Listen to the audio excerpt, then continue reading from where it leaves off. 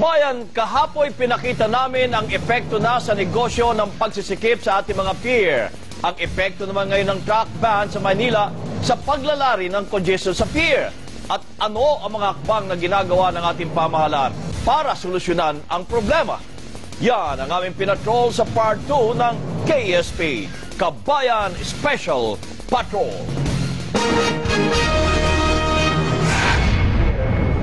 Isinisisi ng Philippine Ports Authority o PPA sa ipinatutupad na truck ban sa Maynila ang nangyayaring pagsisikip ngayon sa pier.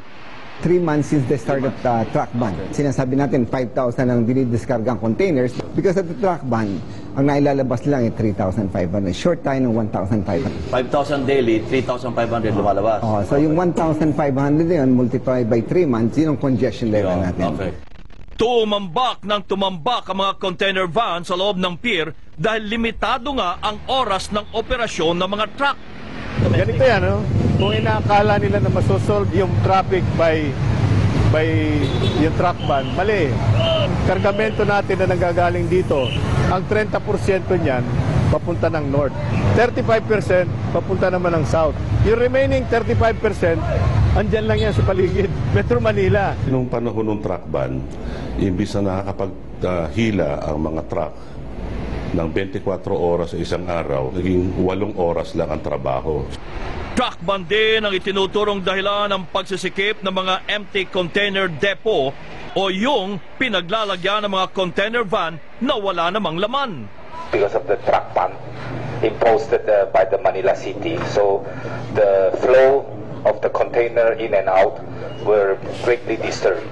We have a lot of container inside that cannot move out for over 4 months. Dumagdag pa sa problema ang pagpapatupad ng Joint Administrative Order ng LTO at LTFRB laban naman sa mga kolorum na truck. So instead na ma-ease up na tuloy-tuloy, lalo nagkagulo. Lalo nagkagulo dahil siyempre, kung yung trucker mo kinukuha, wala yung franchise, kakaloko-loko talaga. Depensa naman ni Manila Vice Mayor Isko Moreno. Wala pa yung strict implementation ng truck ban ng Maynila, may truck ban na talaga. Kaya namin binigay ang Rojas Boulevard Express Trade Lane, dedicated for the truckers. Anong window? Wala.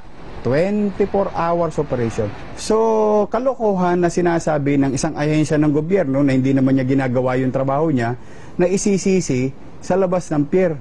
Ang problema, nasa loob ng pier. Hiniling naman ng Philippine Ports Authority sa mga negosyante na hakutin ang kanilang mga kargamento kahit Sabado at Linggo. Binuksan ho namin ang port ng Sabado, Linggo, 24 hours, in addition to the regular workday. And dapat makapaglabas tayo ng close to 5,000. In short, we need the cooperation of the importers para yung decongestion level natin bumaba na. So ano magiging problema? Walang tao, kasi tapos magbabayad siya overtime. Yun. Oh. Ngayon, ang pinapakiusap natin, gumagastos na rin sila, no, ng malaki. Kasi marami sa kanila nakaka-experience na ngayon na karamihan ng shipment nila naka-standby. Kung kukwentahin yun, mas malaki pa rin yun kaysa yung magbayad sila ng overtime. Nagbigay ng insentibo ang gobyerno sa mga barkong gagamit sa pier ng Subic at Batangas para maibsan nga ang pagsisikip ng mga pier sa Maynila. Na yung decision na pagpunta sa Batangas Port is not a decision that is done in 2 to 3 months. Kasi yung headquarters ng mga international shipping lines are not in Manila. They're in Hong Kong, Singapore, and Kaohsiung. And they have to consider the trade route nila. 90% discount on all vessels calling Batangas. Minamadali na ngayon ng Bureau of Customs na iproseso ang mga nakumpiskang kargamento para nga mabawasan ang tambak ng mga container van sa loob ng pier. Ang balak po namin is bilisan yung resolution ng mga legal proceedings dyan, tapos i-auction ho namin ang bigas. Pero sa kabila ng mga mungkahit pangako, tila matatagalan pa bago tuluyang masolusyonan ang patong-patong na problema sa ating mga pantalan. Akalain po ninyo 100 to 150 million pesos a day sa isang araw ang nawawala po sa Bureau of Customs dahil sa tuloy-tuloy na pagdala ng port container congestion. Dahil din po sa pagsisikip na ito sa pier, apektado na at nakakaranas na ng congestion din. Nagre-reklamo na po ang pier ng Singapore, Hong Kong at Taiwan at China sapagkat marami po